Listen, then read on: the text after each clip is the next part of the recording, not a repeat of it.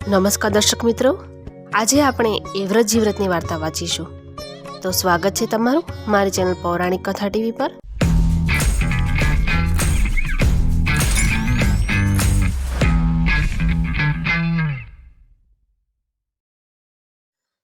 તો સૌથી પહેલા વ્રતની વિધિ જાણી લેશું. આ વ્રત અષાઢ વદ તેરસથી શરૂ કરી અમાસ સુધી કરવાનું હોય છે. આ વ્રત કરનાર સ્ત્રીએ સવારે વહેલા ઉઠી નાહી ધોઈને મંદિરે જઈ માતાજીની પૂજા કરવી, ત્યારબાદ ફળાહાર કરવો, રાત્રે જાગરણ કરી માતાજીની પ્રાર્થના અને ભજન કીર્તન કરવા. આમ 5 વર્ષ સુધી વ્રત કર્યા પછી તેને ઉજવવું. એ માટે 5 કે 7 બ્રાહ્મણોને જમાડી યથાશક્તિ દાન આપવું. આ વ્રત કરવાથી પતિનું આયુષ્ય વધે છે, સુખ સમૃદ્ધિમાં વધારો થાય છે. હવે વ્રતની વાર્તા આ પ્રમાણે છે. કોઈ એક ગામમાં બ્રાહ્મણ અને બ્રાહ્મણી રહેતા હતા. બ્રાહ્મણ જ્ઞાની તથા સંતોષી હતો. જે કંઈ મળે તેમાં સંતોષ માનતો હતો, જ્યારે તેની પત્ની અસંતુષ્ટ હતી, કારણ કે તેનો ખોળો હજી સુધી ખાલી હતો. તેને કોઈ સંતાન ન હતું. બસ આ વાતને લઈને તે સદાય મનમાં ને મનમાં બળ્યા કરતી હતી. કોઈ વાર આ અંગે તે બ્રાહ્મણ સાથે પણ ઝઘડો કરી બેસતી. બ્રાહ્મણ બિચારો તેને ઘણુંય સમજાવે કે આપણા હાથની વાત નથી, મારા ભોળાનાથે જે ધાર્યું હશે તે થશે, માટે તું સંતોષ રાખ. પરંતુ બ્રાહ્મણીનું મન જરાય શાંત ન હતું. તે સદાય પુત્ર માટે ઝંખ્યા કરતી હતી. છેવટે બ્રાહ્મણ પોતાની પત્નીની પુત્ર પ્રાપ્તિની તીવ્ર ઝંખના જોઈને જંગલમાં ભગવાન શંકરનું તપ કરવા આવી પહોંચ્યો. ત્યાં એક અવાવરું મંદિરમાં બેસીને તે તપ કરવા લાગ્યો. લગલગાટ 6 દિવસ સુધી તેણે કઠોર તપ કર્યું, છતાં ભગવાન શંકર પ્રસન્ન ન થયા. એ દરમિયાન એક પારધી ત્યાં આવી ચઢ્યો. તેણે જય ભોલે કહીને ભગવાન શંકરને બકરાનો ભોગ ધરાવ્યો. પારધીનું આવું અધમ કૃત્ય જોઈને ભગવાન શંકર ખળભળી ઉઠ્યા. છતાં તેમણે પોતાના મન પર કાબૂ રાખતા પારધીને કહ્યું, હે પારધી, તારે શું જોઈએ છે? પારધીએ કહ્યું, પ્રભુ, મારે 7 પુત્રો જોઈએ છે. તથાસ્તુ, તારી ઈચ્છા ફળીભૂત થશે. પારધી વરદાન મેળવી ત્યાંથી ચાલ્યો ગયો. બ્રાહ્મણ આ દ્રશ્ય જોઈ આશ્ચર્ય પામ્યો. તેને ભગવાન શંકર અન્યાયી લાગ્યા. તે વિચારવા લાગ્યો કે હું 6 દિવસથી મોંમાં અન્નજળ નાખ્યા વગર અઘોર તપ કરું છું, છતાં ભગવાન મારા પર પ્રસન્ન થતા નથી. જ્યારે પારધી બકરાની હત્યા કરી પાપ આચરે છે, છતાં તેને ભગવાન દર્શન આપે છે અને મોં માગ્યું વરદાન આપે છે. વાહ પ્રભુ, તારી લીલા વિચિત્ર છે. હવે તો તારા શિવલિંગ પર માથું પટકીને મરું તો જ તારી આંખો ઉઘડશે. એમ વિચારીને તે જ્યાં માથું પટકવા જાય છે ત્યાં ભગવાન શંકર પ્રગટ થઈ બોલ્યા, હે બ્રાહ્મણ, મારા થાનકે આવીને તું આપઘાત શા માટે કરે છે? બ્રાહ્મણે 2 હાથ જોડી કહ્યું, હે ભોળાનાથ, આપ તો દીનાનાથ છો. હું તમારી રોજ સેવા પૂજા કરું છું. અત્યારે પણ આપની સમક્ષ અન્નજળનો ત્યાગ કરી તપ આદરી બેઠો છું, છતાં તમે પેલા પારધીને ઘડીના 6 ભાગમાં 7 દીકરા આપી દીધા અને મને એક પણ નહીં. ભગવાન શંકરે તેને શાંત પાડતા કહ્યું, તું આટલો બધો આકરો કેમ થાય છે? જો પેલો છાણનો પોદડો છે, એમાં કેટલા જીવડા ખદબદે છે. પારધીને 7 છોકરા આપ્યા, પણ એનો કોઈ અર્થ નથી. હું તને 1 દીકરો આપીશ, પણ તે 32 લક્ષણો હશે. તેને તું સારી રીતે ભણાવી ગણાવીને મોટો પંડિત બનાવજે. જ્યાં સુધી તે વિદ્યાભ્યાસ ન કરી રહે ત્યાં સુધી તું એને પરણાવતો નહીં. બ્રાહ્મણ તો આ સાંભળીને ખુશ થઈ ગયો. તે પ્રભુને નમસ્કાર કરી પોતાને ઘેર આવી પહોંચ્યો. આ વાતને થોડા દિવસ થયા હશે ત્યાં તો બ્રાહ્મણીને ગર્ભ રહ્યો અને પૂરા 9 માસે તેને રાજાના કુંવર જેવો પુત્ર અવતર્યો. બ્રાહ્મણીના આનંદનો પાર ન રહ્યો.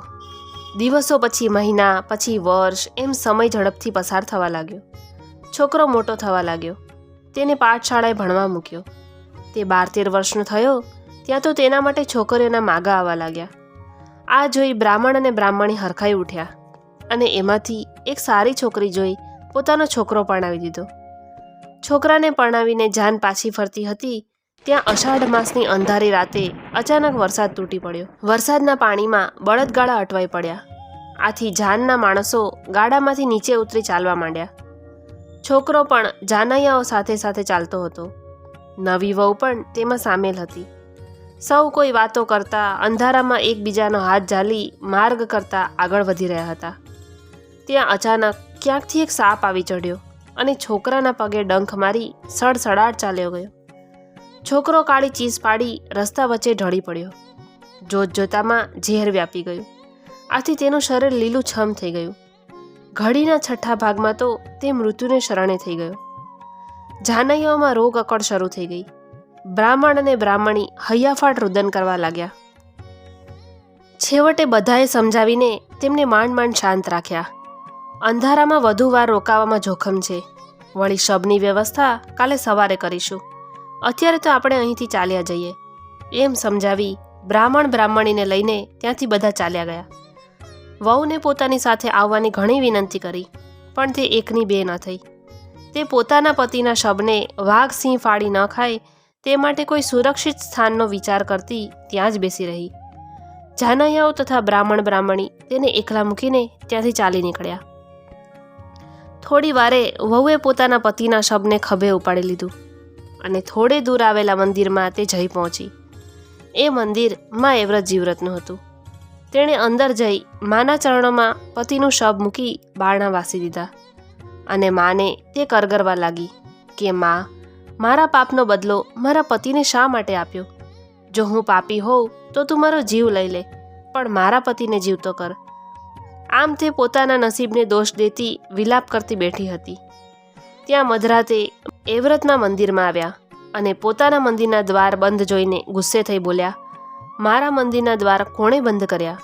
જે હોય તે જલ્દી બારણા ખોલ, નહીતર હું શ્રાપ આપી દઈશ. આ સાંભળી અંદર બેઠેલી વહુ ગભરાઈ ગઈ. તેણે જલ્દી ઉઠીને બારણા ખોલ્યા અને સામે જોયું તો સામે સાક્ષાત માતાજી ઊભા હતા. માતાજીને જોઈને વહુ તેમના પગમાં પડી અને તેણે સર્વ હકીકત કહી સંભળાવી. માતાજીને તેના પર દયા આવી અને કહ્યું, જો તું મારું કહ્યું માનીશ તો હું તારા પતિને જીવતદાન આપીશ. વહુએ મુખ સંપત્તિ આપી. ત્યાં જ માની દયાથી પતિના શબે પાસું ફેરવ્યું. એટલી વારમાં મા મૂર્તિમાં સમાઈ ગયા. થોડી વાર થઈ ત્યાં મા જીવ્રત પધાર્યા. તેઓ પણ મંદિર બંધ જોઈ ગુસ્સે થઈ ગયા અને તેમણે પણ શ્રાપ આપવાની વાત કરી. પણ પછી વહુનું દુઃખ જોઈ તેઓ પોતાનું કહ્યું માને એ શરતે તેમણે એના પતિને થોડું જીવતદાન આપ્યું. આથી શબે બીજું પાસું ફેરવ્યું. વહુને પોતાનો પતિ હવે જીવતો થશે એવો દ્રઢ વિશ્વાસ બેસી ગયો. આમ રાત્રિના 2 પહોર વીતી ગયા. ત્રીજો પહોર થયો ત્યાં જયામાં આવ્યા. તેમણે પણ વહુ પોતાનું કહ્યું માનતી હોય તો તેના પતિને સજીવન કરવાનું કહ્યું. વહુએ જેવી સંમતિ આપી ત્યાં જ તેના પતિના શબના શ્વાસોશ્વાસ શરૂ થઈ ગયા. પણ હજુ સુધી શબમાં ચેતન આવ્યું ન હતું. તેમ છતાં વહુ ખુશ દેખાતી હતી. તેનો આત્મવિશ્વાસ વધી ગયો હતો. ચોથો પહોર થયો ત્યાં વિજયામાં આવ્યા. તેઓ દ્વાર બંધ જોઈ ગુસ્સે થયા. પણ પછી વહુનું દુઃખ જોઈ તેમણે પણ જો વહુ પોતાનું કહ્યું માને તો તેના પતિને સજીવન કરવાનું વચન આપ્યું. વહુએ હા કહી ત્યારે માએ તેના પતિના શબ પર પાણી છાંટી તેને જીવતદાન આપ્યું. પોતાના સૌભાગ્યનાથને સજીવન થયેલો જોઈ વહુ ખુશ થઈ ગઈ. તેનો પતિ પણ સઘળી વાત જાણી ખુશ થયો. ત્યારબાદ પતિ પત્ની માને પગે લાગીને ત્યાંથી પોતાને ઘેર પાછા ફર્યા. આ વાતને 1 વર્ષ થયું હશે ત્યારે માતાજીની કૃપાથી વહુને એક પુત્ર ઉતર્યો. રાત પડી એટલે એવ્રતમાં આવ્યા અને વહુ પાસેથી પુત્ર લઈ ચાલતા થયા. વહુ માતાજીના બોલે બંધાઈ હતી, તેથી વગર આના કાનીએ તેણે છોકરાને માના હવાલે કરી દીધો. બીજે દિવસે સાસુએ પુત્રને પારણામાં ન જોતા વહુને પૂછ્યું, વહુ, દીકરો ક્યાં ગયો? બિચારી વહુ શું બોલે? સાસુએ તેણે ઘણું પૂછ્યું પણ વહુ કંઈ જવાબ ના આપી શકી. આથી સાસુએ મનમાં ધારી લીધું કે આ વહુ જરૂર ડાકણ હોવી જોઈએ અને તે જ આ બાળકને ખાઈ ગઈ હશે. તેણે જ છોકરાને મારી નાખ્યો હશે. સાસુ વહુમાં ત્યારથી કંકાસ શરૂ થઈ ગયો. તેમ છતાં વહુ તેમની સાથે સંપીને રહેતી હતી. આમ ને આમ તેણે ફરીવાર પેટ માંડ્યું. ફરીવાર પણ પુત્ર ઉતર્યો. રાતે જીવ્રતમાં આવી તેના બીજા પુત્રને પણ લઈ ગયા. સાસુને આ વખતે ચોક્કસ એમ થયું કે મારી વહુ ડાકણ જ છે. આથી ત્રીજી વાર જ્યારે વહુને પુત્ર ઉતર્યો ત્યારે તેઓ જાતે જ પુત્રની ચોકી કરવા લાગ્યા. પરંતુ રાત્રે જયામાં આવીને પુત્રને લઈ ગયા. સાસુમાં ઊંઘતા જ રહી ગયા. આ રીતે વહુએ પોતાનું સૌભાગ્ય અખંડ રાખવા માટે પોતાના 3 દીકરાઓનો ભોગ આપ્યો અને પતિ તથા સાસુની નજરે ડાકણ સાબિત થઈ ગઈ. તેમનું વર્તન પણ પોતાના પ્રત્યે બદલાઈ ગયું હતું. છતાં તે ચૂપચાપ તેમની સાથે સંપીને પોતાનું જીવન વિતાવી રહી હતી. સમય ખૂબ ઝડપથી પસાર થવા લાગ્યો. વહુને ચોથી વાર પણ પુત્ર જ અવતર્યો. આ વખતે સાસુએ પુત્રનું રક્ષણ કરવા માટે રાજાને બોલાવ્યો હતો. રાજા ઉઘાડી તલવારે પુત્રનું રક્ષણ કરતો હતો, પરંતુ વિજયામાં ક્યારે આવીને ચોથા પુત્રને લઈ ગયા તેનું રાજાને ભાન જ ન રહ્યું.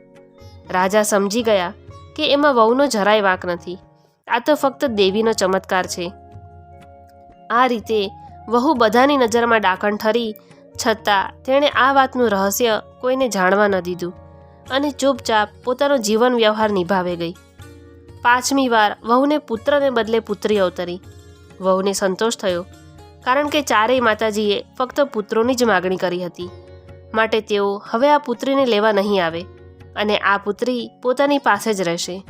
એ જાણી વહુ ખૂબ ખુશ થઈ ઉઠી. તેને ગોરાણી કરવાનું મન થયું અને બીજે દિવસે સવારે નાહી ધોઈને ચારેય માતાજીઓને પોતાને ત્યાં ગોરાણી તરીકે જમવા આવવાનું આમંત્રણ આપી દીધું.